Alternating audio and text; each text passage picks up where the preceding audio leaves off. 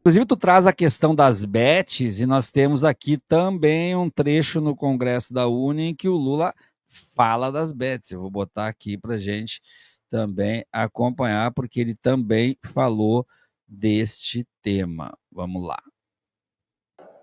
Segundo, ele disse: eu não quero que as empresas americanas, as empresas de plataforma, sejam, cobradas no Brasil. Dizer uma coisa: o mundo tem que saber o seguinte: esse país só é soberano porque o povo brasileiro tem orgulho desse país. E eu queria dizer para vocês que a gente vai julgar e vai cobrar imposto das empresas americanas digitais.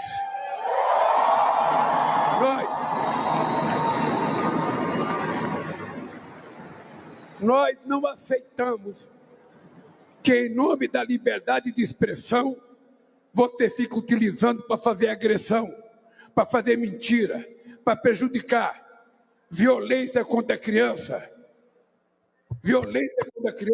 ódio entre as crianças, violência contra as mulheres, violência contra os negros, violência contra LGBTQIA+, ou seja, tudo que é tipo de violência. Aqui a gente não vai permitir, porque o dono do Brasil é o povo brasileiro e nós não vamos permitir que as nossas crianças sejam vítimas de coisas que não estão sob o nosso controle.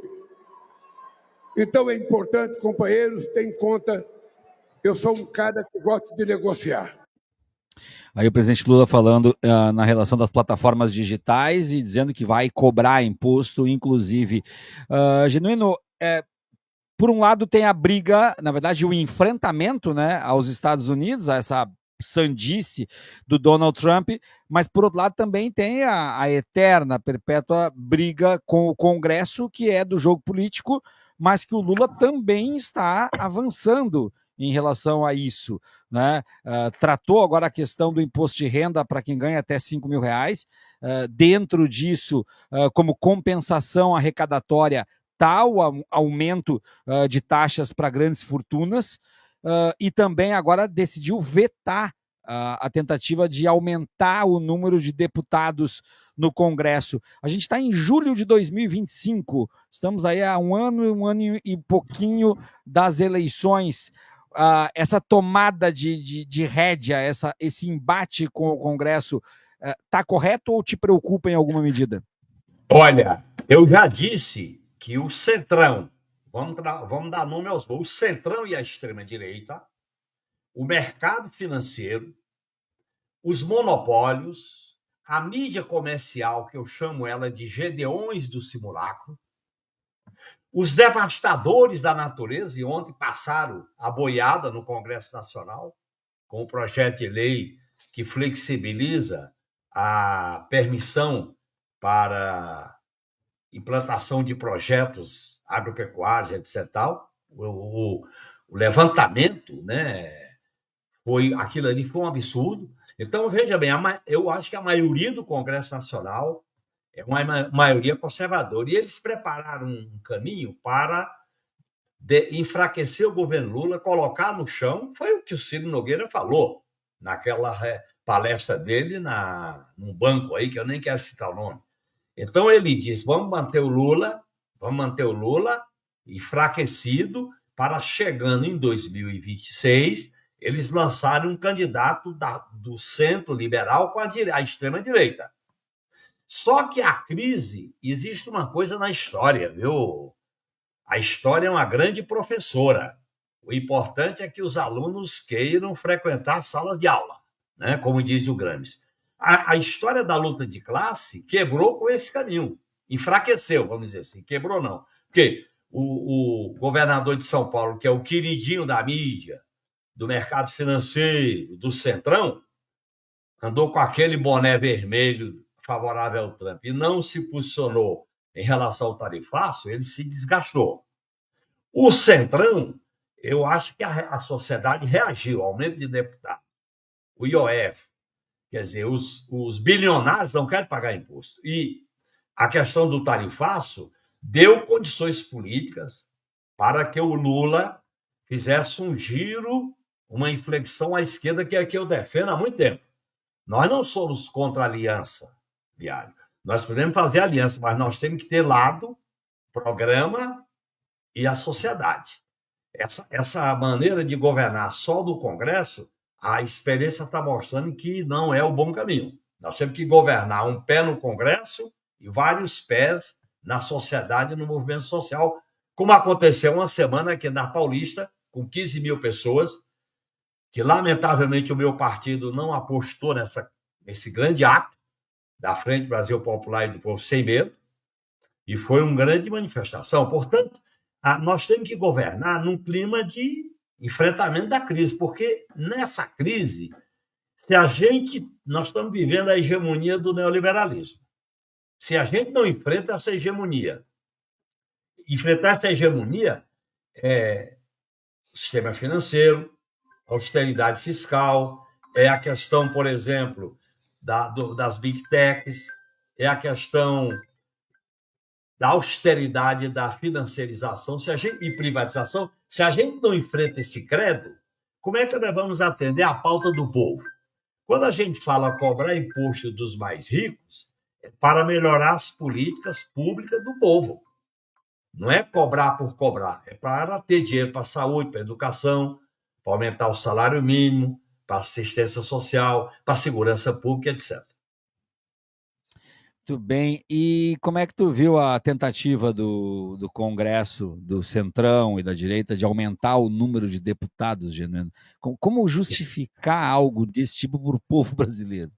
Isso é uma vergonha, Viário, por dois motivos. Primeiro, porque aumenta o custo social, o custo financeiro.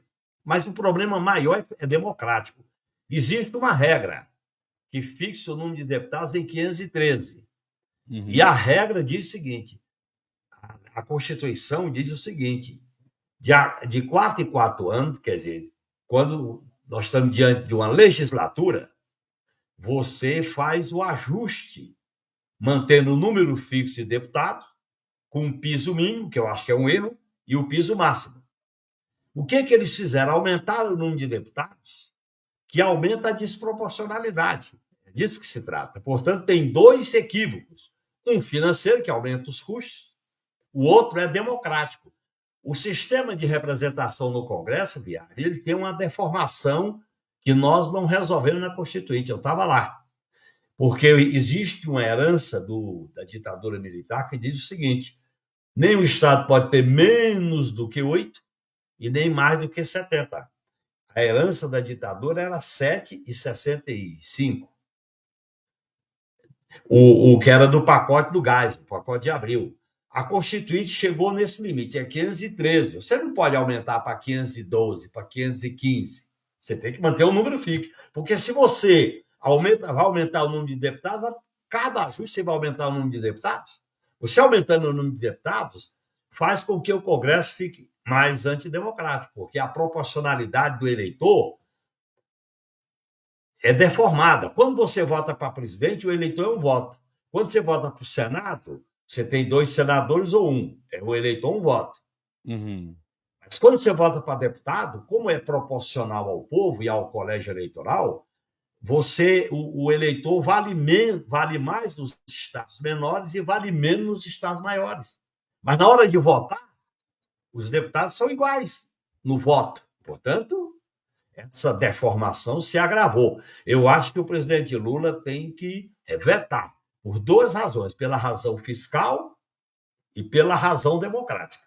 Esse modelo constitucional nosso, Viário, está uma verdadeira barafunda, porque eles deram o golpe em 2016, contrariando a Constituição de 88, eles fizeram uma série de mudanças na ordem constitucional no governo do inelegível Bolsonaro e do golpista Temer, e foram preparando uma ruptura golpista se perdesse a eleição. O país se bagunçou. Por exemplo, o Poder Judiciário.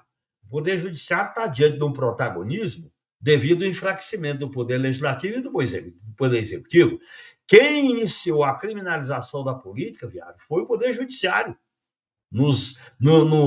nas manifestações de 2005 contra o PT, no Mensalão contra o PT, no Lava Jato contra o PT, nas manifestações de 2013, 2014, no próprio golpe, que o Supremo não peitou, aquele golpe inconstitucional, porque não tinha crime de responsabilidade, impedir até o Lula de assumir a Casa Civil, tudo isso aconteceu.